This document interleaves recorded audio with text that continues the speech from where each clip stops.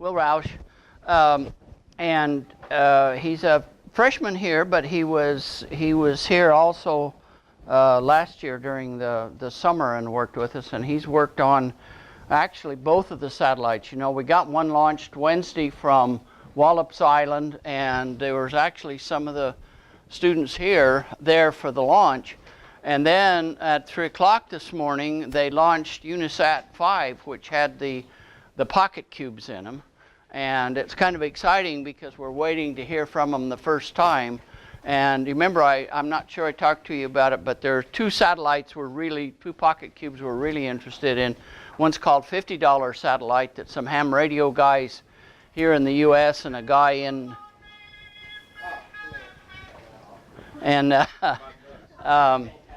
some guys in a guy in the UK built. And so it's always a scary time to make sure that they're going to work. So they're listening for signals. And these two satellites were originally called Eagle 1 and Eagle 2. So I'll just refer to them that. Eagle 1 is the one that we helped build with Sonoma State University, and it was demonstrated here in front of you by Garrett Jernigan. That's the real one. Did you go touch it? Show your fingerprints in space, because it's in space right now. And then there's the $50 sat. So we're waiting. Will and the other students use the ground station up here to listen for signals from, we're particularly interested in Eagle 1 to see if we could get it. But we just got an email message that somebody has picked it up someplace. Chantel said she may or may not, kind of iffy, have heard this. Right. When she was doing the main. Right. Now, at 3 o'clock, there is a pass in California at Sonoma State. And so we're going to go up if you want to, after the class, if you come up to the control room upstairs, we're going to do a Skype with Sonoma State and see if they hear from it. So, you know, this is, once you hear from it, it's consistent, then then we breathe a little easier. Yeah. I want to show you, NASA actually posted a picture of them. Oh, that's off of the ISS. Is it? Yeah. Well, they posted it on their Instagram, so it's 3 of the CubeSats. Yeah, we launched something like in the last few days, we've launched, what is it, 30 or? Between the two satellites, because we broke a record first with the one launched at Wallops, and at 3 o'clock we broke that record again by launching more. Yeah, so within a couple of days here, they just went crazy launching CubeSats. So why don't you go ahead and tell them a little bit about your experience at Wallops. I think that's a pretty cool thing to go there and watch that.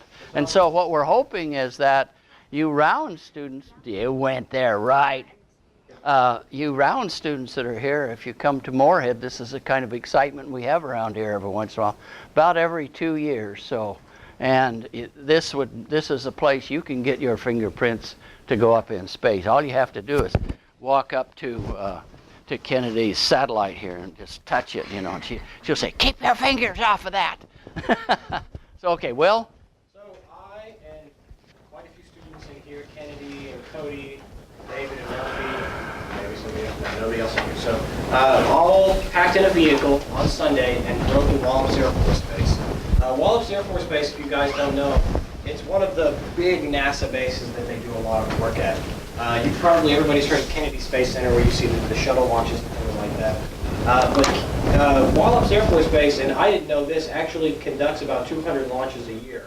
Now, not all of those are satellites. They launch a lot of suborbital testing, so they shoot these little things called sounding rockets, which are these really fast, almost bottle rocket type things that kind of shoot up into low Earth orbit and then deposit something. But we were fortunate enough to be able to drive up. It was about a 12-hour drive. We had to navigate around down in Virginia, because Wallops Island is on one of these peninsulas off the coast of Virginia. There's a trail of little peninsulas and islands on the coastal side of Virginia, and the only way you can get them is by navigating down past Washington D.C. and through. You have to go what's called through the Chesapeake Bay Tunnel, which is a tunnel that goes under the Atlantic Ocean and on top. So I thought that was kind of neat. We were on the Atlantic Ocean for about 20 miles from the place. So We went to Wallops Island and we stayed at another little island called Shikati. And on the Tuesday night, we were all called to Wallops Air Force Base. We got there about 3 o'clock. The launch was scheduled to be at 7. Everything was good. We went and we got our clearance badges and we loaded on the bus. And the first thing of note that happened was that we kind of sat on the bus and we waited and we waited and we didn't go. So it was about it was 6:30. The launch was supposed to be 7. We kept waiting. And finally somebody came on and told us, oh, the tracking system isn't currently working for one of our downrange bases. The thing is, when you launch a satellite into orbit, it projects itself out over the coast as it goes up, and eventually, because you can only see as far as the horizon, you will no longer be able to see the rocket as it travels over. So there's a system of centers that we use to track the rocket as it moves down through different parts of the world. So the first one was at Wallops, then there was one in North Carolina, then you went over and we monitored it over Africa through stations. Antigua was one. Antigua, so it was, there was a progression of stations, and the issue was some of the components had broken in, I think, one of the stations in Florida, that was the one you were talking about, and they literally just took parts on a plane and flew them down and repaired it so we would be able to launch on it. In like an hour. Yeah, so within an hour they had parts on a plane. They flew them down to Florida and they repaired the tracking system, which was pretty impressive. So we all, finally they came back on and they went through all the safety precautions. Apparently, I didn't know this, when one of these things, if on the off chance, which has never happened before, if it explodes, it can release a dangerous cloud of HCl, which can do terrible things to your body. So they told us exactly what we had to do, how to calmly get on the buses and like seal off all the air vents and then leave. So that was kind of neat. So we filed out. We had a police escort with these big buses, and they carried us all the way out to Wallops. And they had bleachers set up for us, and then Orbital, one of the companies, even provided sandwiches, which was really nice. Although it was in the upper 30s, I think, by the time we got there. So it was pretty cold. They had they had metal bleachers for us to sit on, and we all practically froze to death. It was pretty bad. But they went through the countdown, and it's really cool. If you guys have ever seen a launch on NASA TV, you know how they have the operators do that countdown. You hear all the checks. We had the guy sitting behind us in one of the buildings doing the monitoring. So we had kind of that little mission control center sitting in a building right behind us. So they run through the countdown. We sit there and we watch and we wait. And it goes till 5, 4, 3, 2, 1, and then you just see the sky kind of light up in the background. And you see the rocket slowly start to lift off the ground. And it gets probably to about here if you're looking at it. And then the sound wave comes and hits you. Because it's traveling, the sound doesn't travel at the speed of light, it's the speed of sound, which is significantly slower. So you kind of heard this rumbling come over the bay, and then it just kind of hits you. It's like when you're in a movie theater and a sub kind of goes, oh. It was just this fantastic rumbling. So you just see the rocket go up and it twirls and it moves. And one of the satellites that we were launching that we were particularly interested in was called Kentucky Sat-2. And it's Kentucky Sat-2 because we had a satellite, Kentucky Sat-1, that sadly never made it into space because I forget, what are the panels that Fairing. The fairings, which are these little pieces, little shielding that sit up over top of the rocket, and I'm assuming it's to help with aerodynamics and other things to protect the Yeah, it rocket. protects it while it's in the atmosphere. Yeah, so that when it gets out, they're supposed to fall away. Well, on Kentucky Sat-1, they never fell away, so the Kentucky Sat-1 ended up in the ocean. So we had all these guys sitting behind us. They weren't really interested in the rocket launch because they'd seen it before, but they were sitting there waiting, and we see the rocket go up, and then there's little kind of pop, and the first stage fell away. And then the next thing, as soon as they heard the fairings have deployed, so the fairings fell off, everybody just kind of gets up and claps, and was really happy. So we watched it go up through the first and second stages, and then eventually it kind of grows to about the size of a star and then just kind of shrinks away, and it was done. So we got to see it. We were pretty close. It had to have been one of the coolest experiences I had ever had. I mean, it was phenomenal.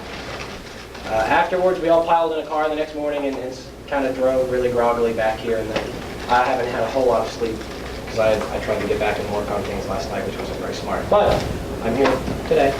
It's all my first rocket launch. It was something. Okay, good. Give me a hand. Jen, do you have sheets to pass out that our students will grade your students? Well, no, I only have enough for me and you. For me and you? Me and you. Okay, that's fine. The grading. Okay, so we're ready to go. Okay. So guys, take this time. If you need to crunch up your papers or whatever, do that. Because afterwards, I don't want you to be crunching on your papers.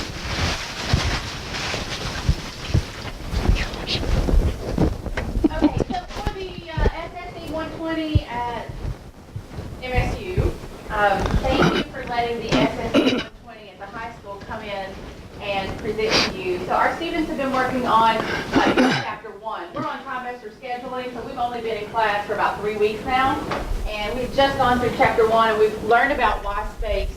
We've learned about the different types of space missions and the unique advantages of space. And one of the projects that we worked on was looking at NASA's spin-off technologies and how all of this has supported the U.S. economy. And so today's presentations are all about NASA spin-off technologies and how they've supported the U.S. economy. Okay? So up first, I have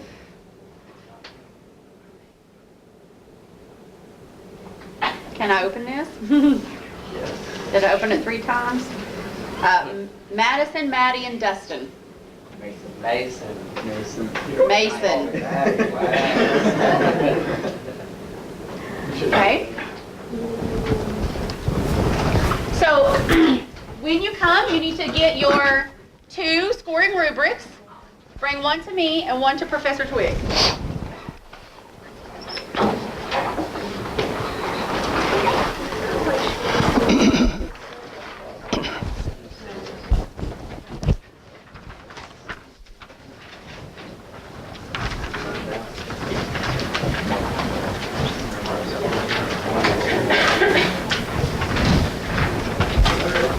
Bob, do you need a clipboard? No, I'll just do it here.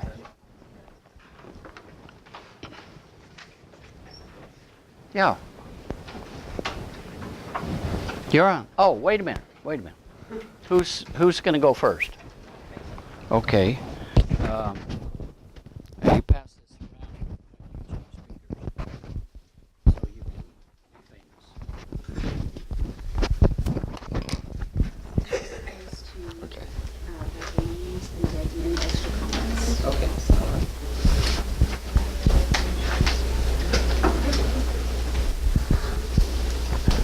So I did water purification, and it is a modified version of NASA's water purification process originally used to purify water on the Apollo spacecraft. Some contributions to human life are it's used for many commercial and industrial applications, such as swimming pools, spas, and ponds.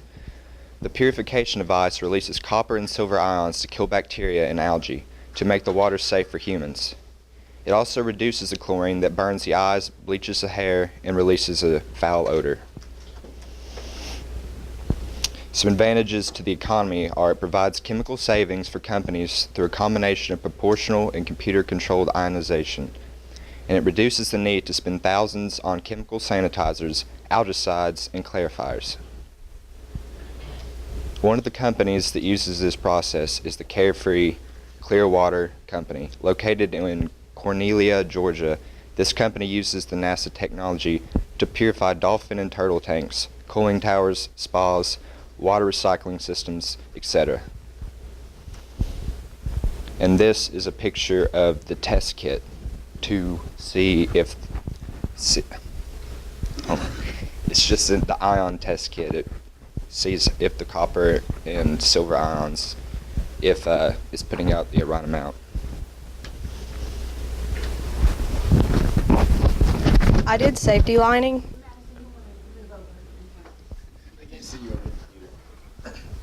Lunaplast. Lunaplast is used for emergency exiting on lighting in darkened stairwells.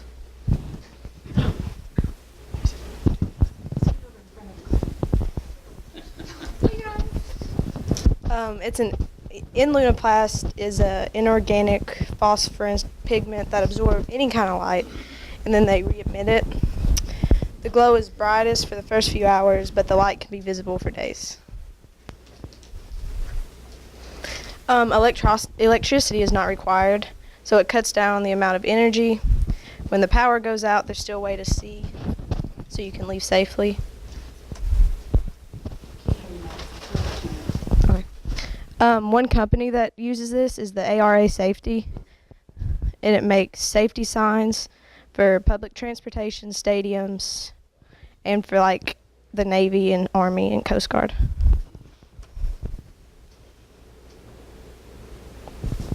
Here are some examples of Lunaplast in use.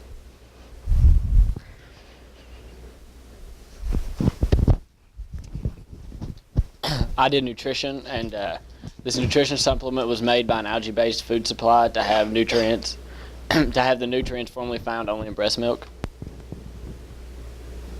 It gives off the same nutrition as this is economic advantages. Giving off the same nutrition as breast milk. More people are buying this as opposed to other formulas or breastfeeding. This type of formula is being adopted by other brands as well.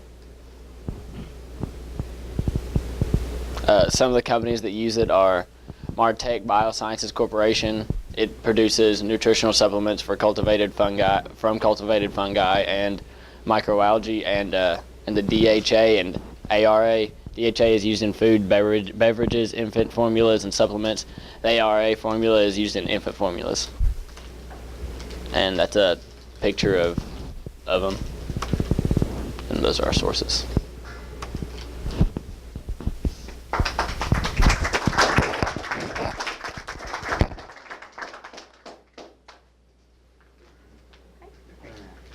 Can students ask questions? Yeah, absolutely. Any Okay, questions? so guys, go ahead and raise your hands for questions, and you guys need to field those questions and scoot out in front of, please, And be everybody. sure and pick up the mic when you answer. Scoot on out, all the way out into the middle. Yeah. So for the Lunaplast, is it basically like the same process as like glow stick, kind Yeah. of like advanced? Because the way your muscles deteriorate in space, it would help with that. Like it has the nutrients to keep your bones and muscles still strong, even though you're in space. Is that it?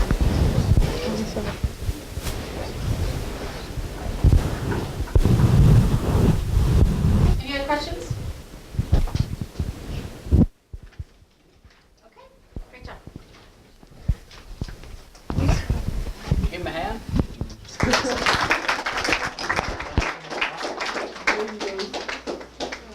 Yeah, be sure and pick up the mic when you talk. Yeah, go ahead. Oh, you need the microphone, you got it? Yeah, I got it. This is my top 3 NASA spin-offs.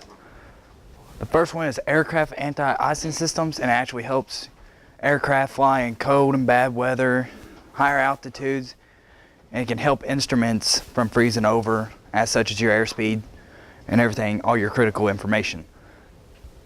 Performs better at higher altitudes because your engine would freeze over and actually buzz, crack, or damage in some parts of your engine. Right here, this is one of your PDOT tubes. This controls your airspeed in all air-driven, like gyroscopes, any instruments that have air-driven. Right here's one plane that has been froze over before they have kicked on their anti-icing systems. And there's 2 ways that they actually get rid of the ice on their wings and stuff. This one in particular, it takes the water from their water-cooled engines, and before it goes into the radiator to be cooled down, it actually pumps through the wings and melts the ice off. The second way, they usually have airbags, and they have an air compressor which kicks on and causes them to expand, breaking the ice off as you're flying. How it helps the economy: creates jobs with Cessna, Beechcraft, Boeing, and other aircraft companies. Most aircraft companies, not all, actually use anti-ice systems. Opens up jobs in mechanics because your actual mechanics license that you get, you actually have to go get a special certification license to actually work on anti-icing systems. It can also help traveling in the holidays, which improves business, actually increases money, and that's where 90% of your aviation is during the holidays. Right here's your normal AMA mechanic. As you see the black on the wing over behind him, that is actually one of the airbags that expand.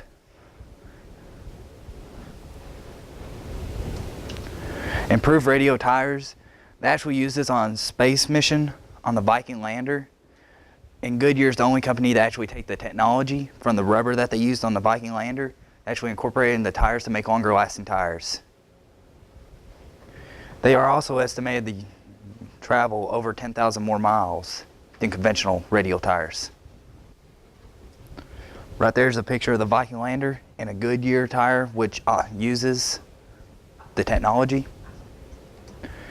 And it can save money by the product lasting longer for you, or it can also save your company more money and time by keeping your trucks and stuff, such as big rig companies, from having to put their trucks in the shop more often.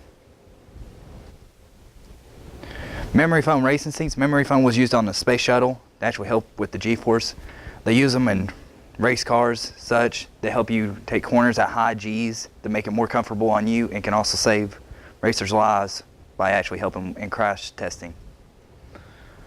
And one of the top companies is PRP, and they actually make one of the best racing seats there are out there. That's what most IndyCar companies are using now.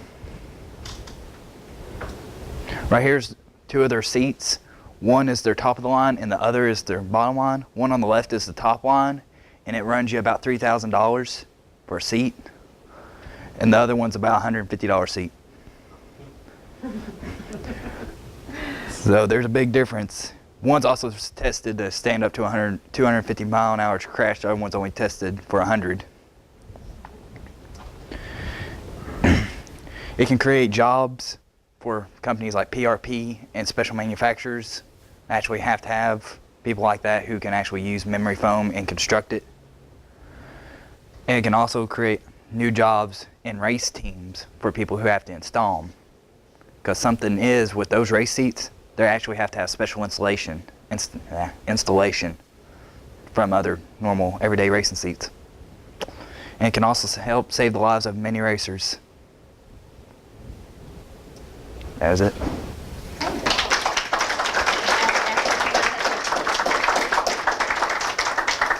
Any questions? So when you're using the heating systems for the wings, the airbags, Yes. So it actually expands the wings themselves? No, just that black part on the front. There's actually there's a rubber bag there that just expands and breaks it off. Will always be on the front of the wing. Yes. And then the rubber bag. Does that affect the aerodynamics of the plane almost? Not really, because once you break it off, some planes actually have a detection system where once it breaks off, it shrinks back up and goes back to normal. Or you can turn it off on your own after it breaks off. During flight, like you'll be flying and then you have to expand the airbag, that's when you test down on the ground. Yeah. That's something that is in your pre-flight checklist that you actually have to make sure it's functioning first before you fly. Any other questions? Thank you. All right, so, well, that's me, and this is my top 3 NASA spinoffs. You can click it. Yeah. That's what I said. All right. Speaking of speech recognition, basically, as the title implies, pilots pilots that drive planes, pilots use voice-respondent GPSs to make flight plans easier. A man named Randy Bailey, he's a lead aerospace engineer in the VSST program at Langley Research Center. He claims this does indeed make it safer for flight, since the pilots can pay more attention to other attention needed gauges, extensa, so in case something goes wrong, they will notice it. At first, pilots used knobs to scroll through the letters to make words was only shortcuts being abbreviations. So they had to sit there and scroll for quite a bit of time, 5 minutes, which seems long when you're just sitting there by yourself. But right now, that's no longer a problem, since it makes plane trips a little bit shorter, and it also prevents delays for workers closely tied to economically important businesses. So, that can handle big money problems. You can click it. This is just a screen of it. If you can imagine, like when you're a little kid, you have one of those sand jars with the knobs. That's basically what the rest of it looks like. But now they can just speak into it. As you can see, they got a speaker button right here. And so it just abbreviates for them what they're saying, and so on. This is an odd one.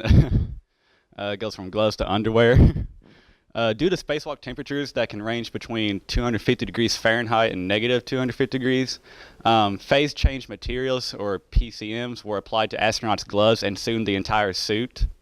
Oops. The PCMs first store heat already produced, and when the temperature becomes cold, the material releases the stored heat, And see, did I read that right? Okay, good. Now I'm lost. Okay. Jockey Mormon, founder of the apparel company Jockey International, he found out that another company for mattresses called Outlast licensed for the material for their own uses. So eventually, Outlast and Jockey International began working together with Mormon, coming up with the idea that the most important clothing to be comfortable is, of course, your underwear. So nowadays, nearly all undergarments are commonly bought embedded with PCMs in stores of all sorts. So with the economy, you know, people just go to Walmart and just buy the heck out of that stuff. So if you ever notice, you know, you'll walk around, you never notice your groin area ever get cold or hot. It's kind of funny when you think about it. And of course, there's what they look like. Probably already know that.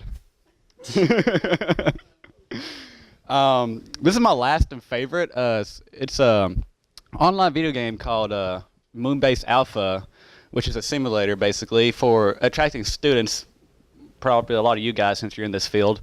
And it helps them to find people like you, so they can basically get you attracted to them. You know, maybe have some recruits. And NASA said this themselves directly.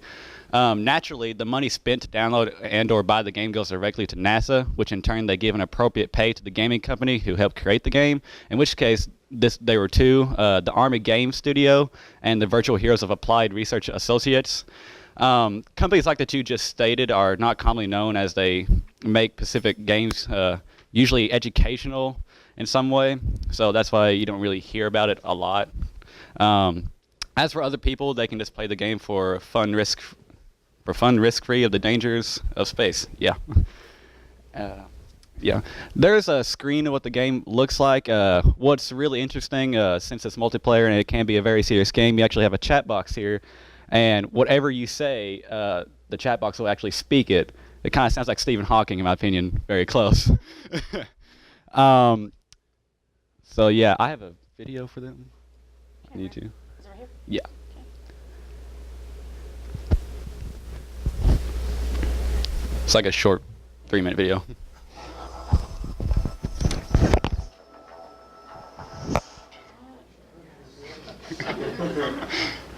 So again, the brief will play simulator movements alpha, and as always, subscribe and comment. Right here, yeah, it has to sped up because you walk pretty slow on the moon. They're trying to, a meteor basically hits one of your machines while you're setting up, and as you probably already noticed, this thing's a little futuristic, which it is. It's like 10 years from now, like around 2023. And basically, he's going to go and repair that machine using a robot that he controls.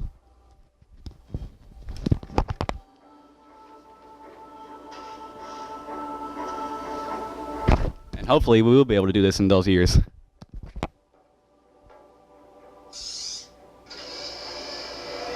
latest game is playable in multiplayer group.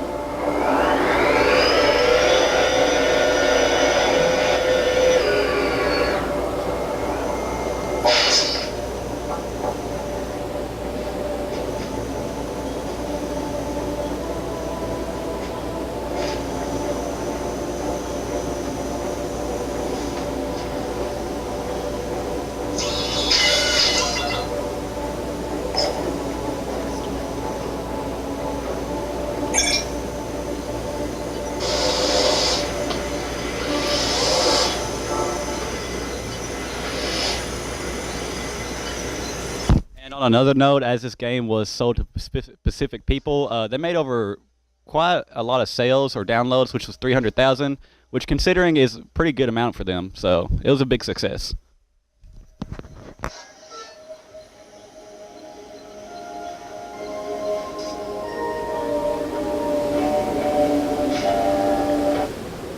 Sorry. Oh. That's pretty much the end of the video. You can go into stuff if Okay. you want. All right. Okay.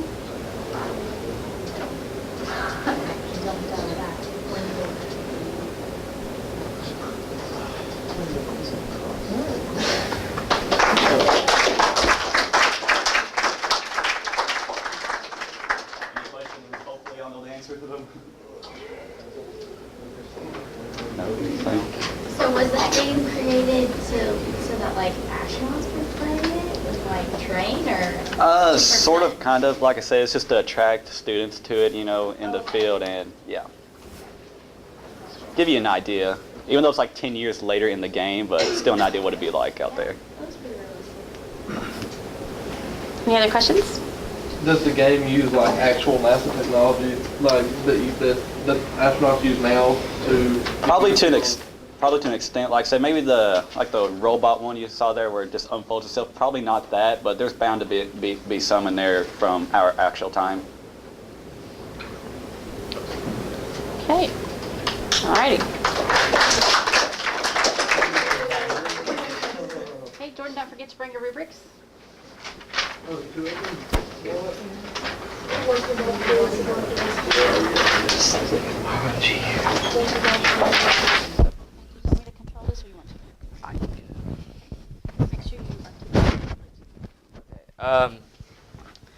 Obviously, I did the same thing that everybody else has been doing, the NASA spin-off technologies. First, I chose memory foam because, well, it's memory foam, I guess. They used it in the spacecraft seats. It was created by the Ames Research Center. They used it in the spacecraft seats to relieve pressure of the G-forces when re-entering the atmosphere and landing. It's used to support astronauts' backs and other regions during flight. And another thing is it doesn't heat up as fast as regular like seats would. So while re-entering the atmosphere, it doesn't get hot like and burn you alive. How we utilize it on Earth is its weight distribution and temperature sensitivity play an important role for severely disabled or bedridden people. They also use them in car seats, motorcycle seats, and airplane seats to make the ride more comfortable.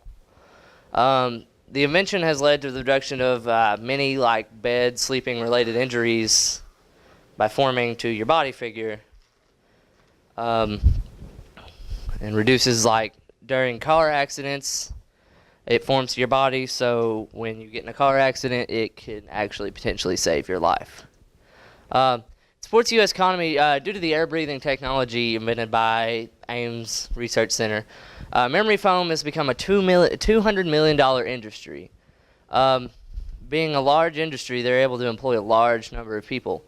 Memory foam is based out of Lexington and has approximately 2% of Lexington's population employed, which is about 5,800 people. Next, I chose water filters, and this one is one that they sent up to the International Space Station, and then this one is obviously just for home use.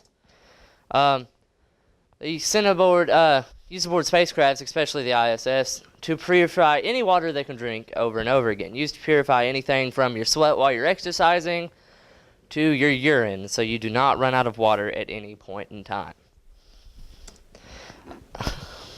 It's true. How we utilize?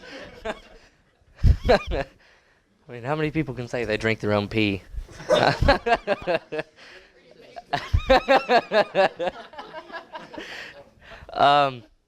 How we utilize them on Earth? They're used all around the world to purify dirty water into safe drinking water. And a company that utilized this technology was Lifesaver. They created a straw type deal that, like, while you're drinking any kind of water, it filters it as it's going through the straw. And water filters can reduce the risk of infection, disease, and any waterborne illnesses or bacteria housed in water. The amount of death due to waterborne illnesses has decreased by 4% from the time life straws were made, according to Lintech. And then this is what's inside the straw. You have your membrane filters, and then your iodine crystals, and then your charcoal filters. And then this is a little girl drinking water from it's obviously a third world country. And how it supports the U.S. economy, a joint effort between NASA and the, I don't know how to pronounce it, it's the URC, created one of the world's largest industries to this day, hiring 960,000 people nationwide, or 560,000 people nationwide, sorry, you can't see it from over there. And third one I chose was life shears. Life shears in space are used to detach unneeded objects from a spacecraft or space probe. They're the object that cuts anything that needs to be ejected from any kind of spacecraft. So when you release your jet engines, this is what it uses to release those. These are also used during rescue missions to cut away anything causing harm. They also have a big brother, deemed the jaws of life, used for more harmful situations.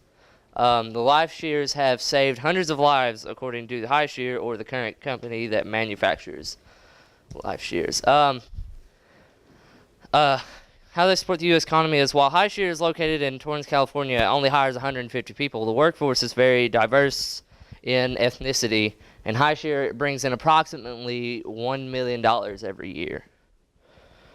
And that's it. Ask some questions. Any questions? Do you know if there's an effort to get more of the life straws like to third world countries so they can have? Yeah, they donate. The company donates. I don't remember how much it was, but they donate a large bundle to about every third world country because they're trying to save lives, and yeah. On the life straws, do you ever have to change any of the filters?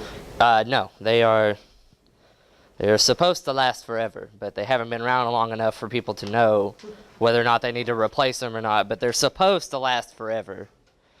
But yeah.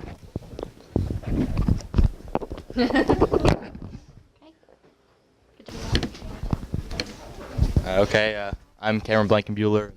This is my PowerPoint on NASA spin-off technologies. Oh yeah, okay. For my first spin-off technology, I chose the Micromed DeBakey VAD, or ventricular assist device. The concept originated between Doctors DeBakey and Noon and the engineer Dave Saucier of Johnson Space Center. They were also obviously helped by NASA, but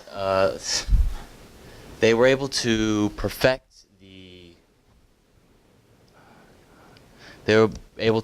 previous ventricular assist devices by going to NASA to the supercomputing division with their experience in rocket fuel through the engines. They were able to simulate how to better enhance these. Its main function is to be used during late stages of heart failure, and it's usually just as a bridge to the point when someone can actually have until a donor heart is available. At this point, there are 3,000 heart transplants taking place in the U.S. alone, while it's estimated to be over 1 million can actually benefit worldwide. Some of the benefits and why they are better than previous VADs is it has a longer battery life, up to 8 hours, so that many who do have to use these can usually go about daily activities relatively normally. It also is much smaller, at less than 4 ounces and 1 by 3 inches. And this has also allowed them to make the DeBakey VAD Child, which they can use for children, while previous VADs you could not use them for children due to their large size. Also due to the small size, their rate of infection has dropped to roughly 5%, while larger VADs have an infection rate of about 25. Let's see, also for the Reliant Heart Inc., while Micromed, which was used to Micromed Technologies, is now Micromed Cardiovascular Inc., is a subsidiary of Reliant Heart Inc. And Reliant Heart Inc., using some of their technology, has developed the continuous wireless monitoring for the VAD so that they can always keep in touch with what might be going wrong and bring them in if they think there might be complications. Some of the revenue of the Reliant Heart Inc. has increased over the last year when it was 287 units sold for 26.6 million in 2013, while it was only 19.3 in 2012. So an increase of 38%. They intend to, through Micromed Cardiovascular, to enter the U.S. market as soon as it is approved by the FDA. And next, these are thin films to protect electronics from heat and radiation, particularly the LARC CP1, short for Langley Research Center, colorless polyamide 1. It was developed by Anne St. Clair and Vernon Bell in 1972 and was later adopted from them by the Mantech International, or actually SRS Technologies, which was later bought by Mantech International, and they later turned that into the Nisolve Corporation. LARC CP1 and 2 have a higher UV resistance than other polyamides, and they're also soluble, which allows them to be made into coatings to coat like electronics and other things.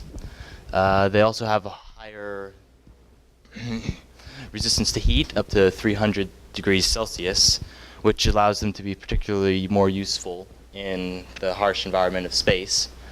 It's also more chemically resistant than most other polyamides. One of the main uses of them at the moment from Nisolve is the James Webb Space Telescope, which will be replacing the Hubble, and it's being used to make a solar shield. The picture there is of one layer of the solar shield, and because the James Webb Space Telescope is going to be infrared, because of it is colorless, it will be able to keep much of the sun's rays away, so it will not interfere with any of the readings of the James Webb. They're also able to use them for some lightweight optics and other, like I said, coatings for electronic protection. Some more economic benefits is that Nisolve, along with Mantech Technologies, provide most of the polyamides for companies like NASA, Boeing, Lockheed Martin, and Northrop Grumman. At the point, Nisolve is only 175 employees. Yeah. And lastly, I have liquid metal, or vitrolloy is actually what it is called. It is a alloy that is much stronger than most of the alloys, twice as strong as titanium. It was developed by Dr. Bill Johnson of Caltech and Dr. Atkin Peeker of Liquid Metal Technologies, and was also helped develop with NASA and the U.S. Department of Energy in 1992. It is a glass forming, which means just an amorphous metal, and it is liquid metal that does not require rapid cooling, allowing them to make a bit more complex shapes than other alloys, which must be flash cooled just to make them keep their shape. The alloy is made up of zirconium, titanium, nickel, copper, and beryllium, and it is also highly resistant to scratches and corrosion. It is, like I said, more than double the strength of titanium, and it is much more elastic. It also has a low melting point, so unfortunately it cannot be used for in high temperature situations like for engine components or anything like that. But it is also much stronger and can be used for other things, such as much sports equipment like tennis rackets, skis, golf clubs, and yeah. Also recently it has been used. It's very probable that it was used in the iPhone 5S for the outer casing, but it hasn't been confirmed by them. But it will be used in the iPhone 6 when it is released for the casing due to it's much stronger than other alloys. It can be used for many machine metal parts as long as they're not in any high temperature situations, and for armor piercing ammunition. And there's my sources.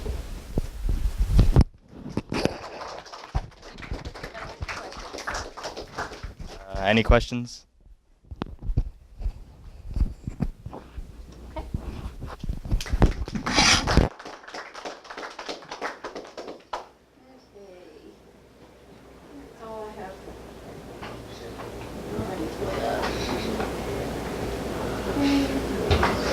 Mine was on a weird format. So, did you send it to me recently? Yeah. Okay. I've got Sunny's. I don't know how I let maybe Sunny's was first. No? I don't know how I lost Sunny's. Sunny? Yeah. You're next. Okay. For the ball. I only have one. Mine is really jumping. This is just sunny. It's not coming up for a reason. Did I pull it 3 times? It's still downloading. Oh, is it okay? I'm gonna go ahead and shut it off. That one. That one.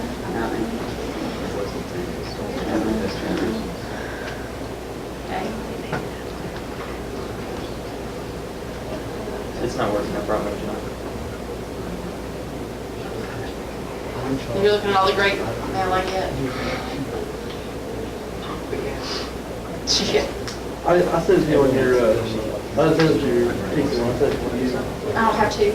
That your, oh, that's not it.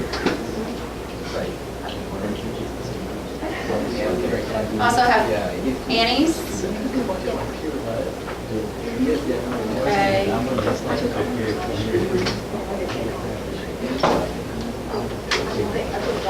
Okay. This one's you, right, Sonny? Yeah. Yeah. Okay.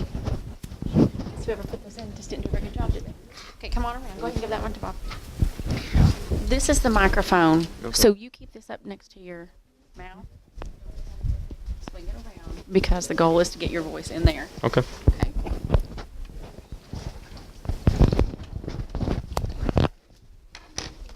Okay. So these are NASA spin-off technologies.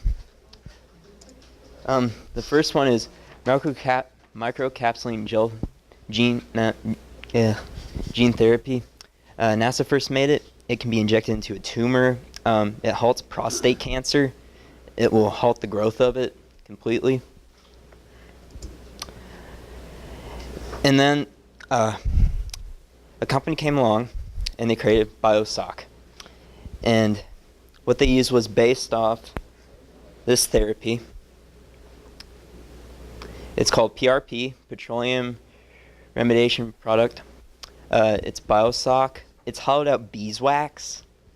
You put it in the water passes right through it, but the oil gets stuck in there. It can hold 20 times its own weight.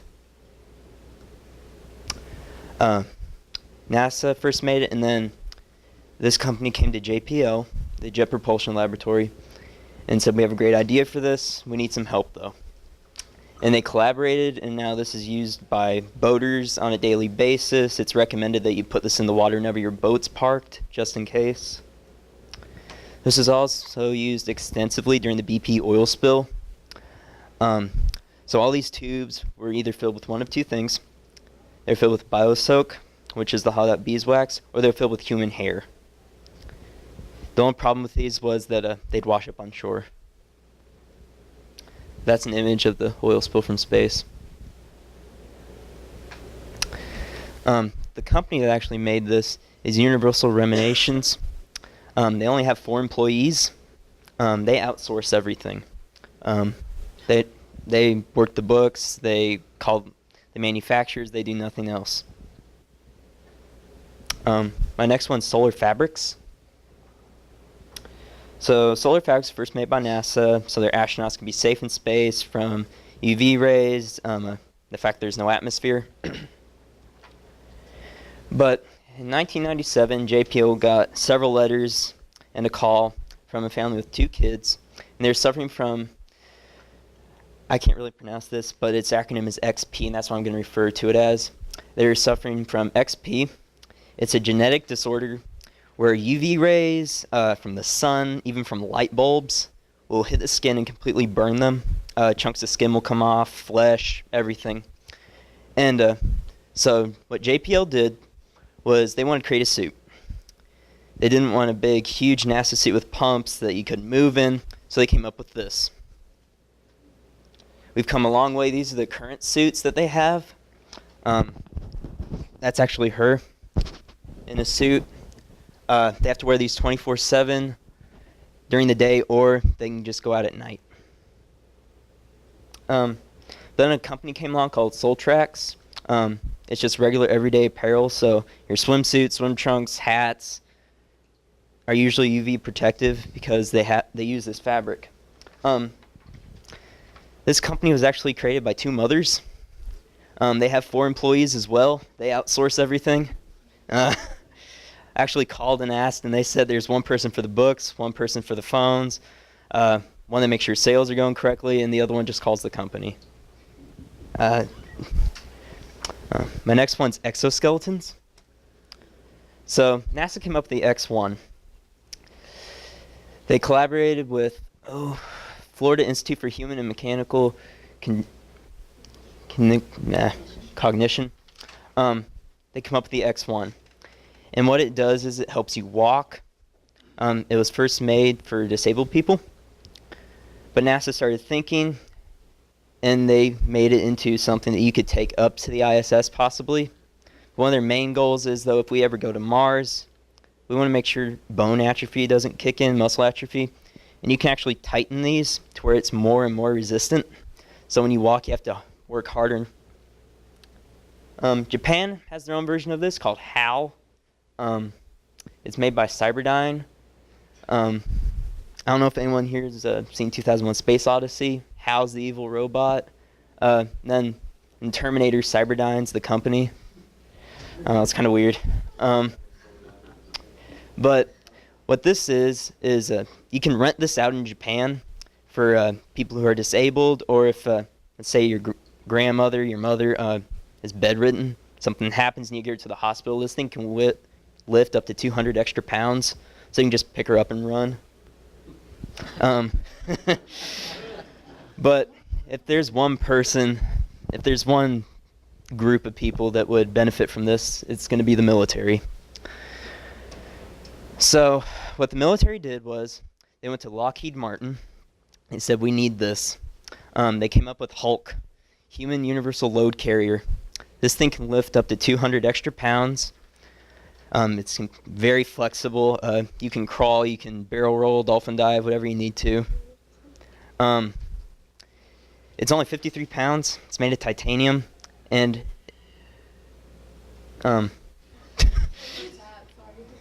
even the weight of this suit is directed towards the feet, so you don't even feel it.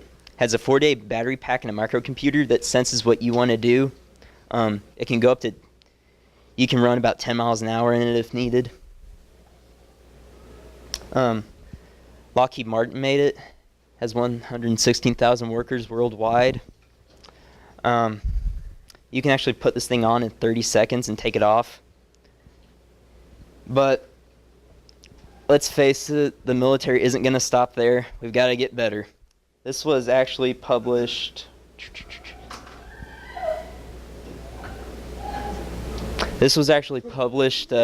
November 5th.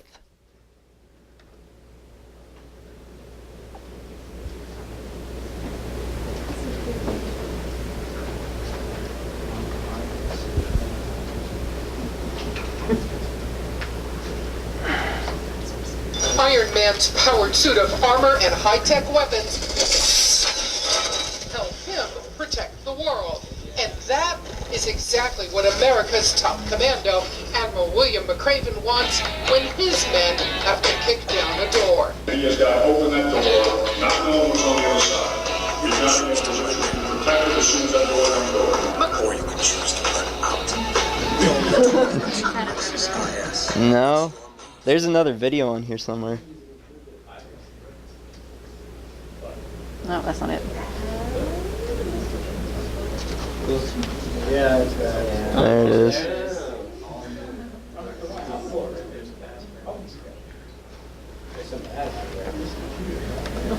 Oh, so there's another video playing on the background. Gotcha. Yeah. Wants when his men have to kick down a door. He's got to open that door, not knowing what's on the other side. He's got to be in a position to be protected as soon as that door comes open. McRaven has ordered up the Tactical Assault Light Operator Suit, better known as the Iron Man suit. The idea? Lightweight armor protection, possibly with battery power flowing through it, to give a soldier extraordinary ability to move faster and operate longer in battle. Former Navy SEAL Chris Eben says the suit can make commandos even better. It is going to take a super soldier, a SEAL, a Green Beret, a Delta Force guy, and push him into a stratospheric level. What people don't realize is all these technologies exist already, but they exist separately. So they're taking them all and they're putting them together, and they're adding some pretty cool things like liquid armor that becomes hardened in a millisecond. There are plenty of ideas. Imagery from drones or satellites overhead right into the helmet visual display. Boots that generate electricity with every step a soldier takes, and flexible head-to-toe protection so troops can move closer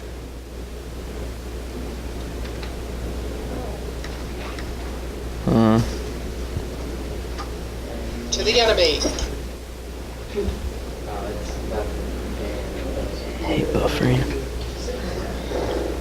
If they can work out the bugs and get it to where it's functional.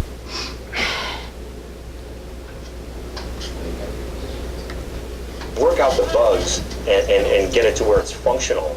And it's going to take a group of guys that are already extremely high functioning on the battlefield and make them completely unstoppable. McCraven wants the first version of an Iron Man suit within a year. For Out Front, Barbara Starr, the Pentagon. Any questions?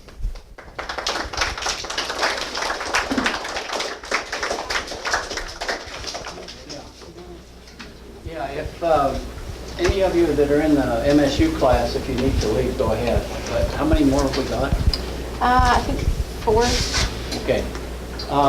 So you can stay if you want. Thank you. Okay, so just like how does the space industry support the U.S. economy? Okay, so like one of the biggest arguments against space travel is that it doesn't accomplish anything, that we're just doing it to say, we did this. I used to think that way, but like now I know better, obviously. So like our modern world wouldn't be what it is today without the space industry, and our future would certainly be a lot bleaker. So that's why today I'm going to focus more on like hypothetical technologies. So this is the Protein Crystallization Diagnostic Facility, or the PCDF. Its main science objectives are to study the growth of protein crystals in non-obtrusive conditions. Non-intrusive, in like purely diffusive conditions. Sorry, I couldn't talk there for a second. But so purely diffusive, that means like the only force acting on it is the Brownian motion that forces stuff to go in and out of cells. Not in and out of cells, just like diffuse. Okay, so understanding how cells grow in this purely diffusive condition helps define the best settings to get organic crystals of proteins as perfect as possible. So later on, these crystals can be preserved and analyzed via X-rays on Earth to deduce the three-dimensional shape of proteins. Understanding the three-dimensional shape of proteins means that we understand how they fold, how they function in their roles, and what compounds they can bond with. So protein bonding is extremely important to cell signaling. Proteins are our structure and movement. Thus, knowledge of proteins is vital to progress in medicine. And pharmacology is a major contributor to the U.S. economy. Better understanding of proteins means better drugs, better trust in pharmaceutical companies, more pharmaceuticals bought, and everybody wins and is healthier. So to measure radiation hazards in space, this is Matryoshka. It's a series of investigations to measure how radiation doses in various parts of the body affect astronauts in and out of the ISS. So this is a mannequin made of a human torso, made of rubber and foam, laid over an actual human skeleton. And there are various sensors like throughout the body where like the various organs are. So like you can measure like how badly the liver is affected by a certain amount of radiation, or the heart, or whatever. It's really creepy looking. I couldn't find a good picture of it, but like not a good one I could like download. So like it has like all these little bits that fold out. It's like a fan, like an accordion. So like you fold them out and measure the sensors. So the purpose of Matryoshka is to measure radiation susceptibility for long-duration space flight, making the project a much more long-term investment. But the amount of knowledge gained with humans going on long-term would create a massive boost to the economy. But as with virtually everything done in space, it also has impacts on civilians' lives. We'll know about the safe limits of radiation for humans, saving money on people not being out of work, like people who work in like nuclear plants and stuff. So this is my personal favorite. It's about the possibility of remaking the internal combustion engine using microgravity fire. So if you didn't know, fire is itself not a tangible object. It is the side effect of the chemical reaction of matter changing state. Gravity is important in determining how the flames move on Earth, like the licking flames, how they go like this. That's because in gravity, the lighter parts will rise up above the heavier parts. So like the lighter air will go up. So it makes that effect. This is a normal gravity fire, and this is microgravity fire. Okay, so the most internal combustion engines today, like those in cars, run on the 4-stroke combustion cycle, aka the Otto cycle, to turn fuel into motion. They produce carbon dioxide, soot, and water. Incomplete combustion also leads to carbon monoxide, or CO. This is a rather inefficient method. It's been around since the 1800s, this was like the first thing, essentially. It's really inefficient, obviously, as we all know. So microgravity cool fire works by shortly after setting an inheptane droplet. Inheptane's like a sort of oil, gas, in droplet on fire in microgravity. Its visible flames will no longer be visible in its first radiative extinction. There's a video coming out that shows how that works. It will then burn for an extended period of time, vaporizing gradually in a second stage extinction. That's shown in the video. Microgravity fire is colder at a temperature of about... Oh, I'm so sorry. Okay. Burning at a temperature of about 700 Kelvin, the normal fire, and technically produces no flames and is soot-free. So this is microgravity fire in action. That demonstrates what I was talking about.